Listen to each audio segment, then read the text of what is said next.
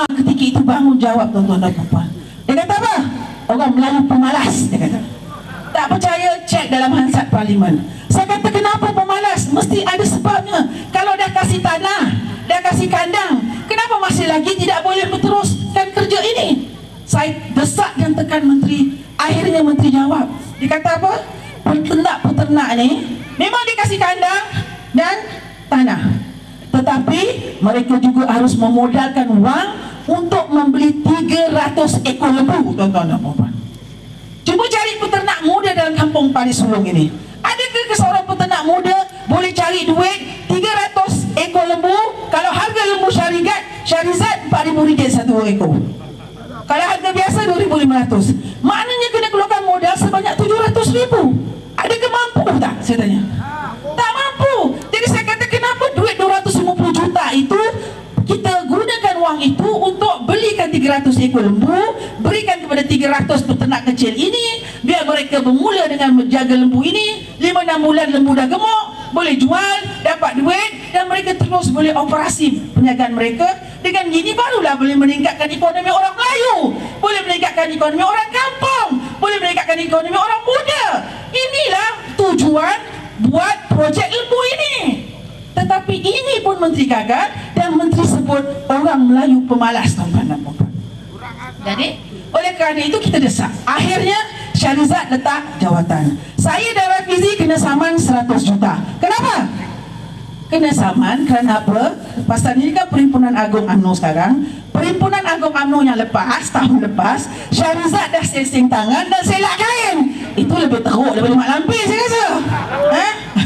So dia dah sing tangan dan selak kain. Dan saya buat satu statement. Saya tanya. Saya kata, apakah akhlak ketua wanita UMNO macam ini? Apakah ciri-ciri keluarkan perkataan yang sangat kesat seorang wanita? Dan Syarizat ini adalah seorang menteri wanita yang mana kalau kita tengok pangkat dia, semua orang wanita dalam Malaysia ni akan menganggap beliau sebagai wanita yang nombor 1 dalam negara ini, kedudukan yang tinggi.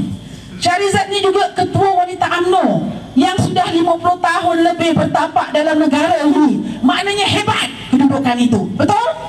Dan Syarizat ni juga adalah seorang peguam, bukan makcik-makcik, dia peguam. Jadi saya sebutlah, Syarizat tu saya kata menteri, ketua wanita, peguam. Dan Syarizat bukan makcik jual goreng pisang dekat Pari Sulong ni.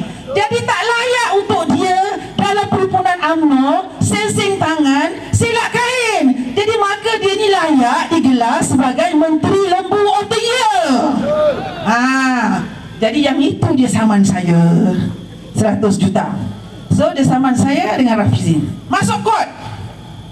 Kita dah pergi kot 4 kali. 4 kali.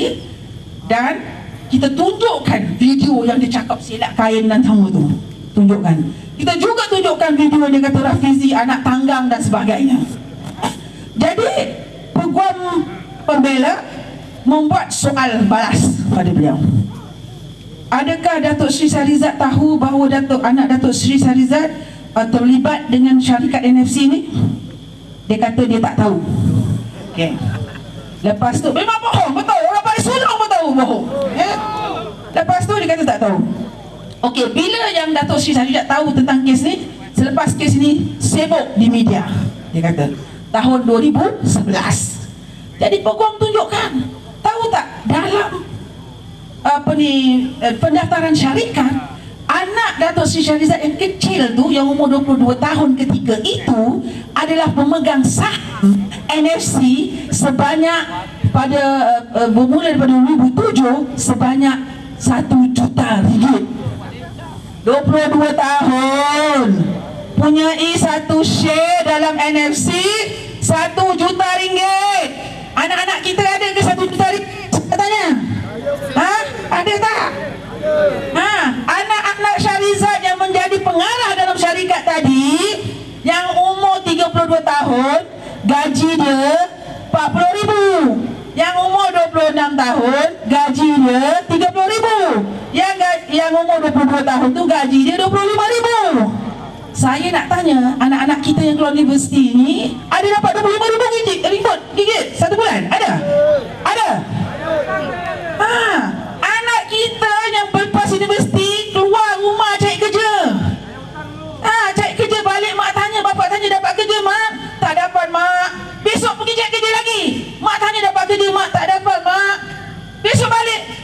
mak susah-susah kerja lah jadi pelayan KFC. Betul? Gaji berapa? Nak dapat gaji 1,500 pun susah anak-anak kita. Ini anak menteri senang-senang, tak ada kelayakan, tak ada apa, tak ada pengalaman, gaji 22,000. Itu tak payah tengok lagi belanja kredit kad, belanja jalan seluruh negara dan sebagainya, tuan-tuan dan puan-puan. Sebab tu dalam parlimen saya sebut, kalau satu syarikat tadi tak apa, saya kata tak apalah, tapi tengok beli 2 kondo di Bangsa, tak cukup 2 kondo di Bangsa, 2 kondo di Singapura lagi, tak cukup 2 kondo Mercedes lagi, tak cukup Mercedes tanah lagi, tak cukup tanah lagi, pergi umrah lagi dengan duit NFC, tuan-tuan dan puan-puan. Dia tak kemalu.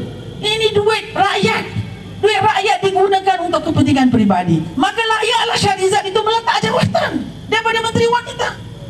Lepas tu dalam soal siasat, dalam berbicara,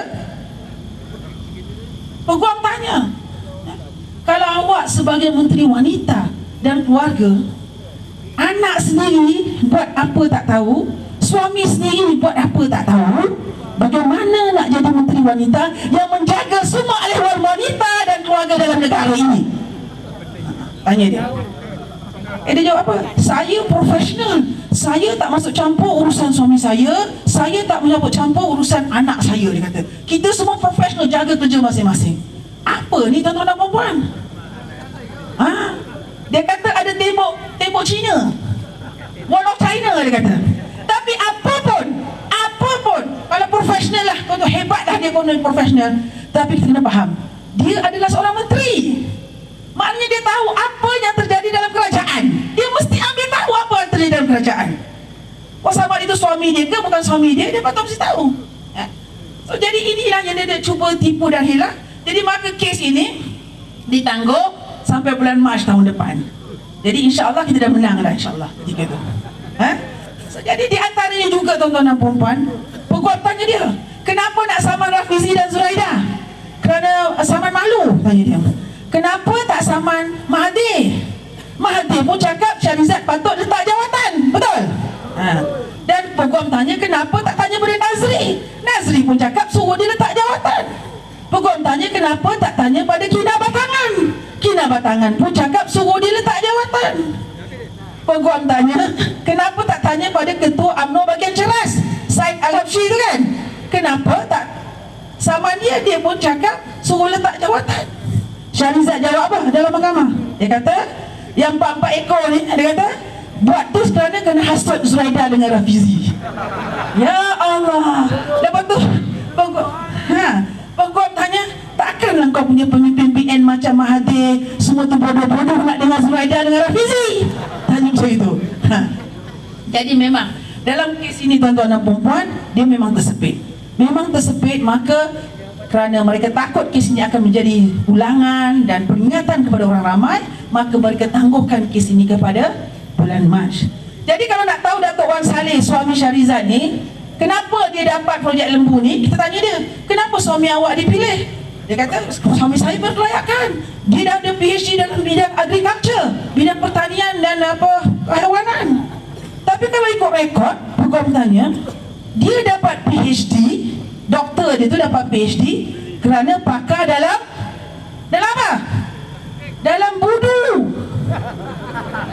PhD dia tu pakar budu, bukan pada pertanian atau kehaiwanan.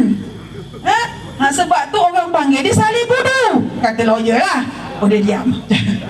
Jadi inilah perkara-perkara yang saya rasa Shahrizad mestilah melangkah, kerana banyak perkara-perkara dalam kes ini akan lebih memalukan beliau daripada membawakan kebaikan. Sedangkan kes ini memang sedang berjalan untuk penuduhan terhadap Wan Saleh, Datuk Wan Saleh suami dia, tentang kes penyelewengan.